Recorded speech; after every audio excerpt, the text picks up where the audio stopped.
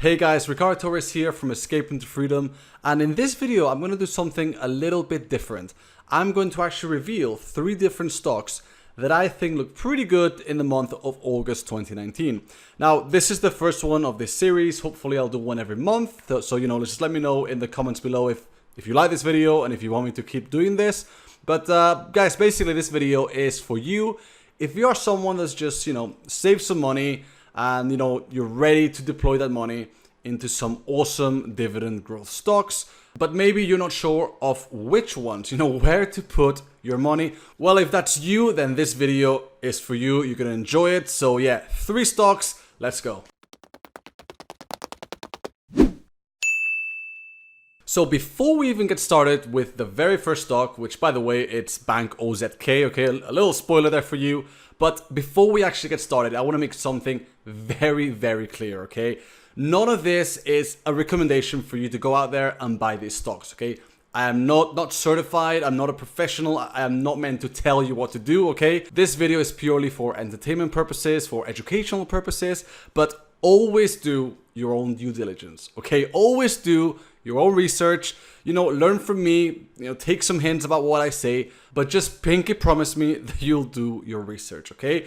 If that's cool with you, let's move on to the first stock. So like I said, the first stock that I think looks pretty nice in the month of August 2019 is called Bank OZK.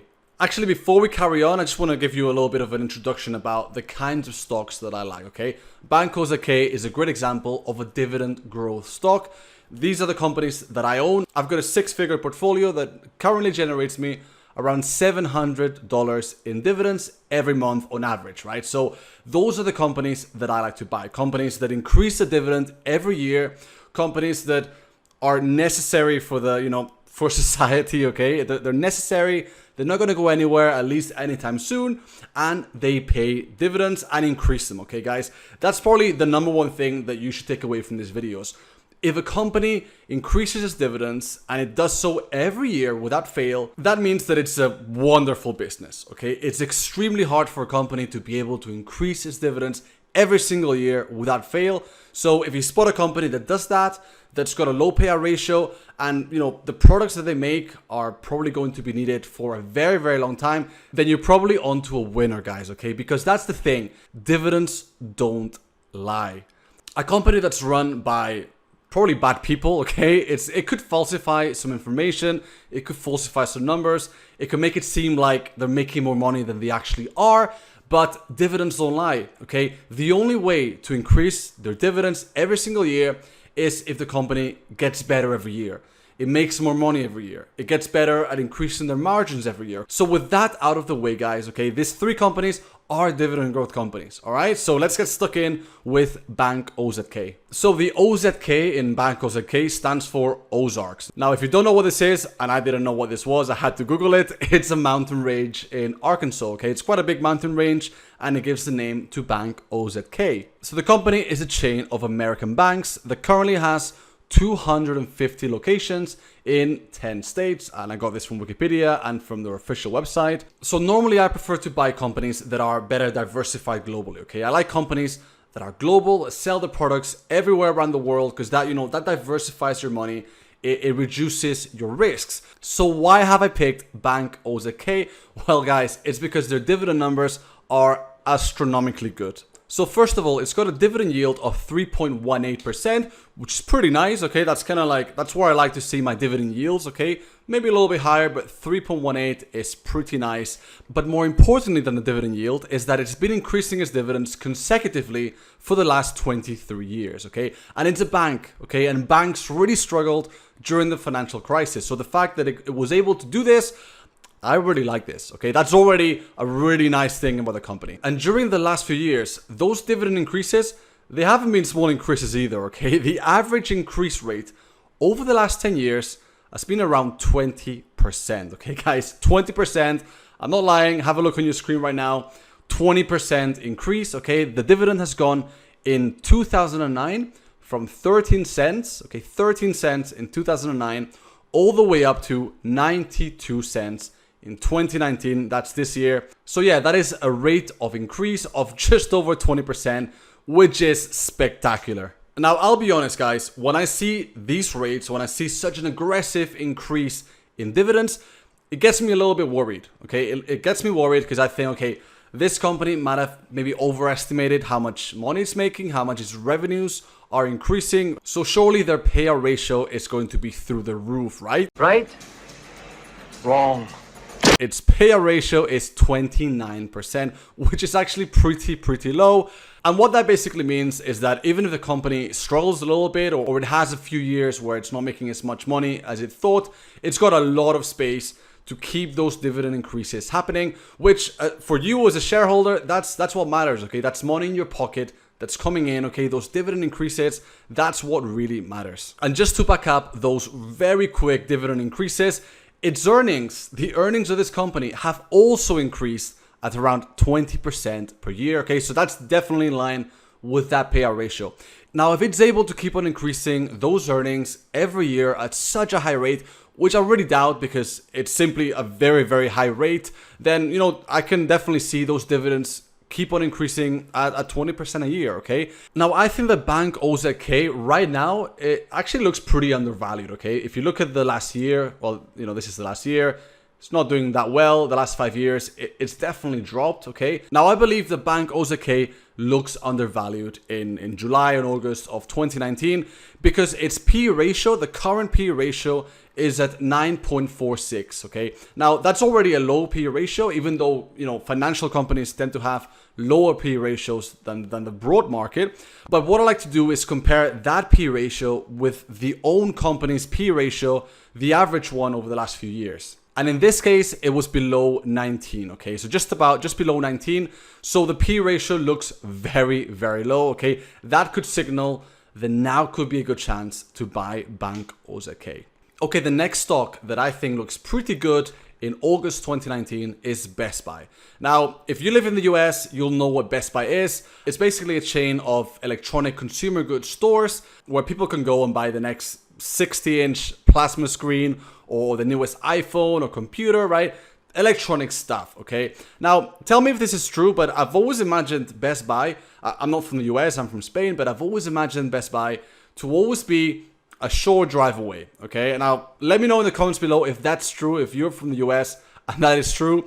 Tell me if I'm wrong, obviously, but basically Best Buy is also a great dividend growth company. It's got a dividend yield of just under 2.6%, and also 16 consecutive years of dividend increases. Now, that dividend yield is not that high, okay? It's definitely okay, but when I see those dividends, when I see something below 3%, I expect to see dividend growth to couple it, okay? And in the case of Best Buy, that is true. The average dividend increase rate over the last 10 years has been 13%.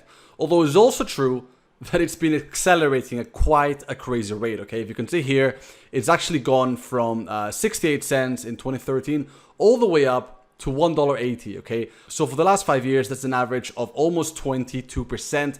Now, again, I don't expect that to continue for much longer, but it's always very nice to see that a company, you know, has been increasing those dividends quite nicely because, again, that's great for shareholders. It's also got a low payout ratio of 36%, which again, if it's lower than 50%, it's a low payout ratio, okay? That's what I like to see in a stock. And in the case of Best Buy, it's got it. Now, the earnings per share have increased at an average of 8% in the last 10 years. Now, it should be noted that that includes, you know, the post-recession market where, you know, was anyone buying new computers or new phones post-recession?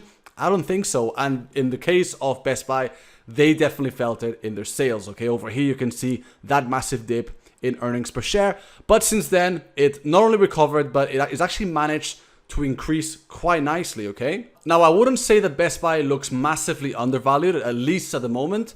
Okay, you can see the price graph. You know, I don't normally like to look at the price graph necessarily, okay? It doesn't necessarily tell you that a company is undervalued, but its P ratio is at 14, okay? It's at just over 14 right now. And when you compare that to the company's average P ratio over the last 5 years, that stands at almost 19, okay? So 14 versus 19, it's possible that Best Buy is undervalued right now, okay? And, you know, to be honest, I would buy Best Buy because it's the best buy you can make. No, I'm joking. It looks like a really good company, okay? It looks like a very strong company, great fundamentals. You know, people need electronics. They like to go there. Obviously, again, let me know in the comments below if you like Best Buy, because I've never been. But I think it looks like a great business.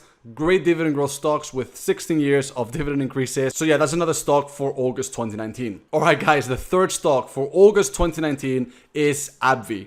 I think I'm pronouncing that right. I don't think I've ever heard someone pronounce the name, but basically Abbvie was spun off from a bigger company called Abbott Laboratories. That was a few years ago, and ever since, you know, Abbvie has been increasing its dividend. So because of this, Abbvie as its own company has only been increasing its dividend for 7 years straight, okay? But again, it's not a very old company, and if we actually look at what Abbott Laboratories did, it was a dividend growth stock, okay? So even though, you know, Abbvie's only been increasing it for 7 years, we can definitely consider that it's been doing it for a lot longer than that. Now, Abbvie looks very interesting right now, okay? You might have seen it in the news, but basically the big news is that it's acquiring Botox maker Allergan. Again, I don't know if that's how you pronounce it, but Allergan, whatever, for $63 billion.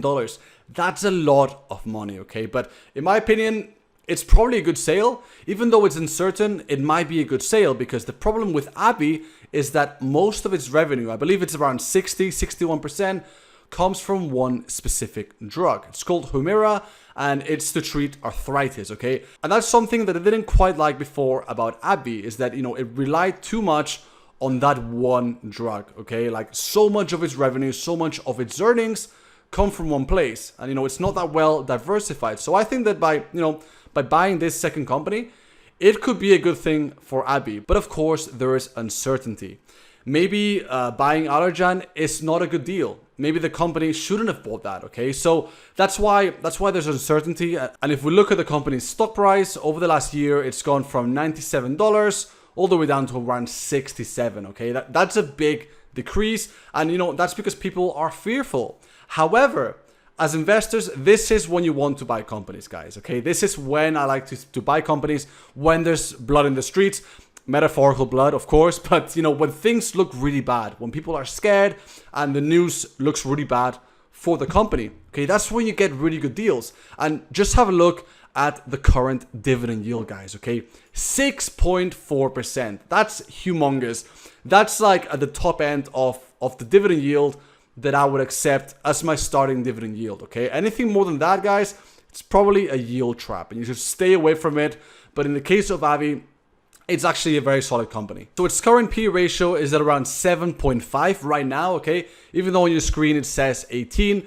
So I've actually used the latest earnings consensus, and, you know, the average consensus is around $8.8 per share, okay? That's the EPS, and using that number with the current stock price, that gives me a PE of 7.5, which is pretty low, especially since the average P ratio for Abbvie over the last 5 years has been of just under 19, okay? So again, it looks very nice. It's been increasing its dividends very aggressively, okay? Last year, it increased it twice. I think the average was about 40%. So because I actually bought Abbvie quite a while ago, that's lovely. You know, my yield on cost is getting really high, which I love. And, you know, using those earnings per share, that EPS of 8.88, that comes up to a payout ratio of only 48%, which again, it's below that 50% that I like to see. And, you know, honestly, I don't see them cutting the dividend anytime soon. Of course, there is some uncertainty. But, you know, if you're going to buy Abbvie, I mean, look at this, right? You can buy it now for $67 per share. Now would probably be a good chance to buy Abbvie. And I'm actually buying some more right now, okay? Like I said, just to reiterate this, you know, don't buy these companies just because I've said it, okay? Do your due diligence, okay? Remember, you pinky promised this to me earlier in the video, okay? And if you didn't, then you don't deserve to be watching these videos. But yeah, guys, this has been the video. This has been 3 stocks to buy or you know, to potentially investigate in August 2019. This is the first one of this series, okay? Please let me know in the comments below if you've enjoyed this. You know, if there's no interest in me carrying this on, I'm not going to bother, okay? I'll make other videos, but if you've enjoyed it, please like this video, please comment, please subscribe if you haven't done so already, and, you know, click that little bell icon so you get notified whenever I release new videos like this ones, okay? The next one will be September 2019, the 3 stocks, you know, the 3 dividend growth stocks, I should say, that I'm looking at, that I think are good buys. So yeah, guys, thank you for watching this video. Like I said, please comment below, let me know if you found this useful. give me suggestions for other videos, or if you like this format, okay? Just let me know. I would love your feedback, okay? Thank you so much for your support, for everyone that subscribed to my channel, everyone that comments and everything. So, yeah guys, have a great day, and I'll see you in the next video. Take care.